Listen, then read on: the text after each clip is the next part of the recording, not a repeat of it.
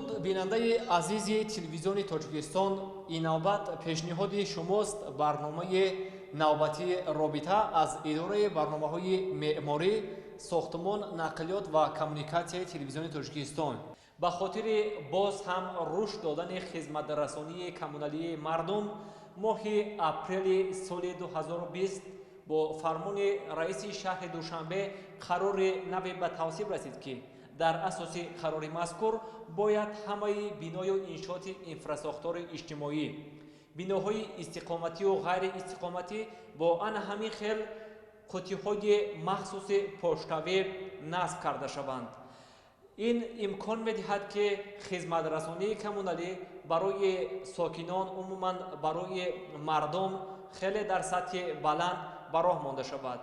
имрӯз раванди татбиқи қарори мазкур, яъне насб кардани қуттиҳои махсуси поштавӣ хеле ба чашм назаррас аст. масалан, дар кӯчаи Маҳмадалӣ Қурбонов 26 ноҳияи Исмоили Сомонӣ аз тарафи кормандони маркази манзилхизматрасон рақами 2 дар ҳаҷми 100 дона қуттиҳои махсуси поштавӣ дар ин бино насб карда шудааст.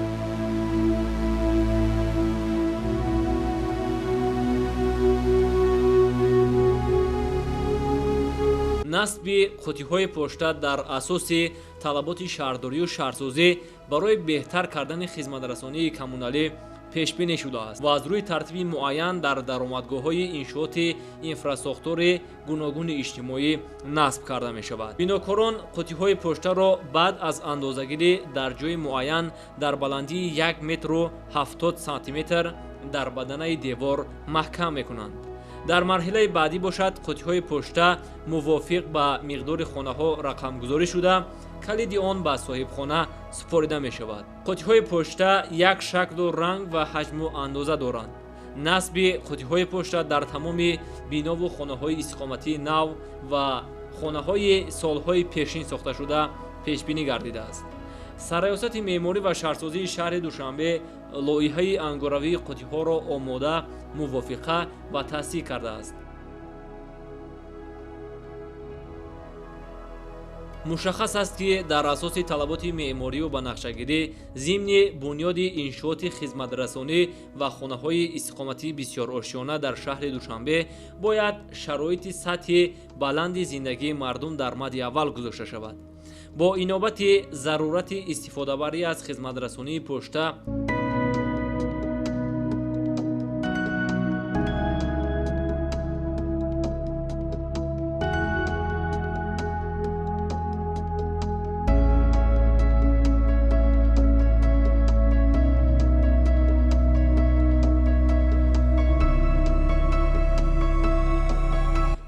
апрели соли 2020 таҳти рақами 235 қарори раиси шаҳри Душанбе дар бораи насби қуттиҳои пошта дар биноҳои истиқоматию ғайриистиқоматӣ дар шаҳри Душанбе ба тавсиб расид. иҷрои қарори мазкур дар ноҳияи Исмоили Сомонӣ мувофиқи нақша пеш меравад. мутахассисони корхонаи воҳиди давлатии манзилхизматрасони рақами 2 ноҳияи Исмоили Сомонӣ ҷиҳати иҷрои қарори мазкур бо тартиб додани нақшаи назаррас дар чандин биноҳои баландошёнаи ҳудуди маъмурии худ қуттиҳои поштаро насб карданд.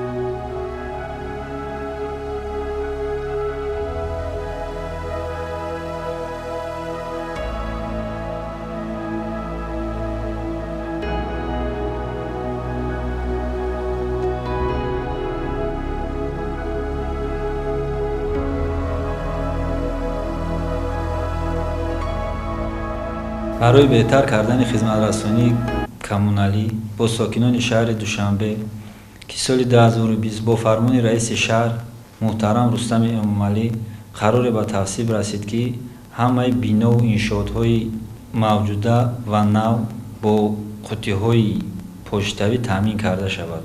вобаста ба иҷрои қарори мазкур аз ҷониби корхонаи воҳидии давлатии манзилхизматрасонии рақами Д ноҳияи Исмоилӣ Сомонӣ шаҳри Душанбе як қатор тадбирҳои зарурӣ амалӣ карда шуд. дар корхона 47 бино баландошона мавҷуд аст. 1015 адад ҳуҷра иборат аст. мо аз ин миқдор 392 ҳуҷраро бо қуттиҳои почтавӣ таъмин кардем. шаҳрвандон метавонанд ки дар вақти кӯтоҳ расидҳое ки аз тарафи корхонаҳои барқ, об ва партовкашонӣ ва дигар хизматрасонии коммуналӣ меоянд, аз он истифода бурда маблағи худро пардохт намоянд.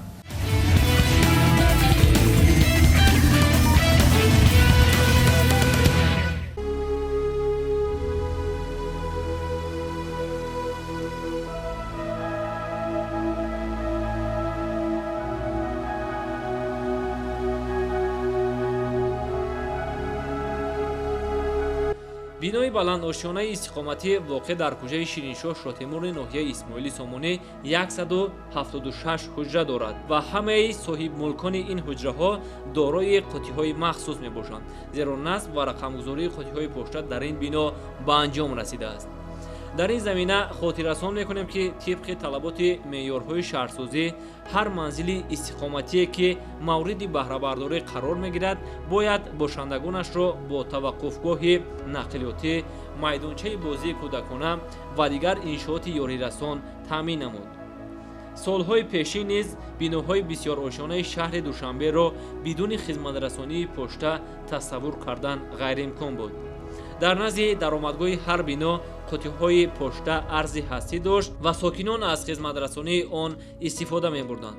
ҳамакнун бо тавсиби қарори мазкур дар бораи насби қуттиҳои почта дар биноҳои истиқомативу ғайриистиқоматии шаҳри Душанбе ин раванд дигарбора барқарор мешавад. дар қарори мазкур омадааст ки комиссияи давлатии қабули иншооти сохтмонаш анҷомёфта ҳангоми қабули иншоотҳо насб намудани қуттиҳои поштаро ба назар гирад ва ҳангоми мавҷуд намудани қуттиҳои почта иншоотро қабул нанамоянд.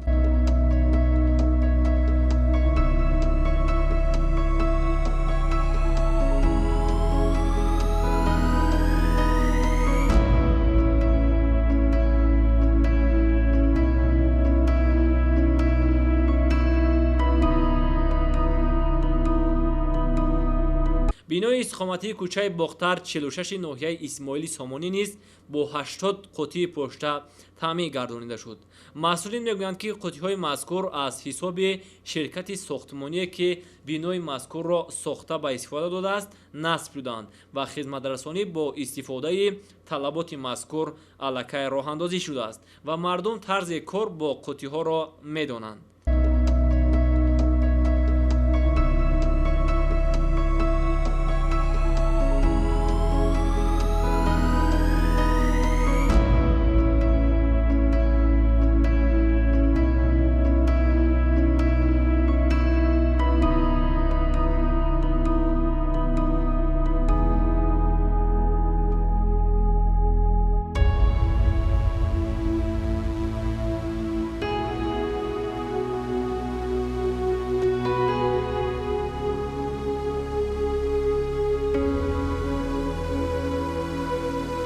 خوبی همه قطعه در همین است که بسیار وقت کارمندان برق میبیاین، کارمندان آب میبیاین، همه وقت خانه ها را زنگ زده آدم ها را تشویش میدین.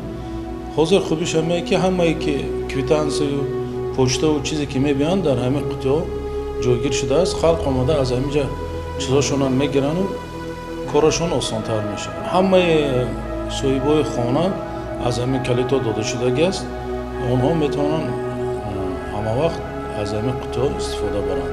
مطابق قانون وقتی که قرار برآمد برای نصب همین قطعه در آن گفته شده است که خانه‌هایی که نو ساخته شده است باید که همون کارمندان همین хонаро сохтагӣ бояд ширкатҳои сохтмончӣ бояд ки аз пули худашон амиро сохта дар ҷош истифода баранд.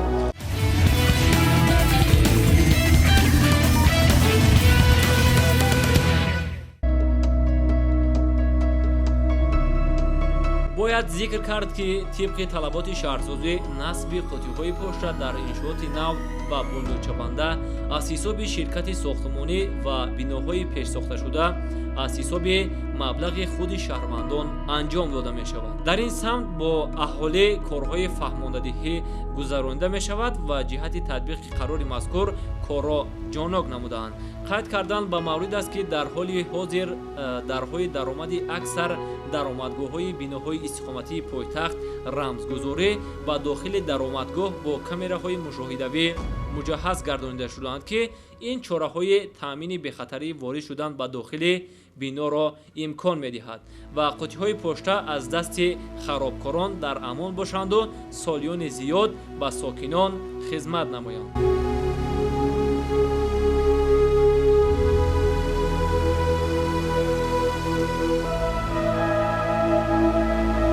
аммо паҳлӯи дигари мавзӯъ ин аст ки вақте дарҳои даромади биноҳои навбунёд рақамгузорӣ шудааст, кормандони корхонаҳои коммуналӣ ё дигар сохторҳо чӣ гуна метавонанд вориди бино шуда огоҳии даъватнома ва ё дигар мактубҳоро ба дохили қуттиҳои пошта гузоранд? дар ин савол мутахассисон посух доданд ки ҳар нафаре ки меояд шахси мутасаддии бино дарро мекушояд ва огоҳинома ё расидро дар қуттии хона мегузоранд. ҳамин тавр сокинон дубора барқарор шудани қуттиҳои поштаро аз ҳар ҷиҳат дастгирӣ менамоянд. ба таъкиди масъулон баъди насби қуттиҳои пошта аллакай хидматрасонӣ тариқи қуттиҳои мазкур оғоз гардидааст.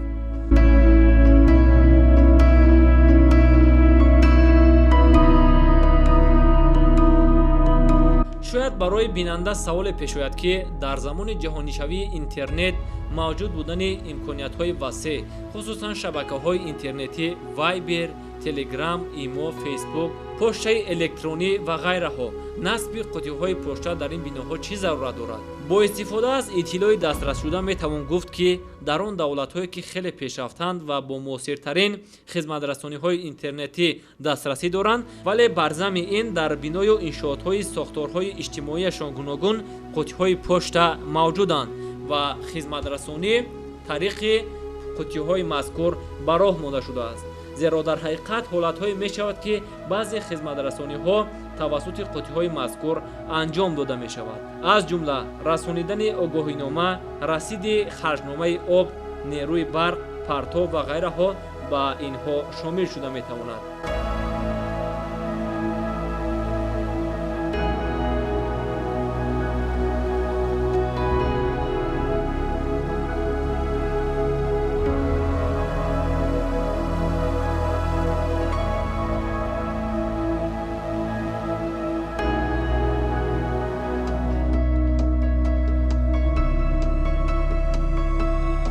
хотиррасо менамоем ки тадбирҳои мазкур бо мақсади афзалият бахшидан ба соҳаи коммуникатсия, хосатан хизматрасонии коммуналӣ бо воситаи қуттиҳои пошта мебошад.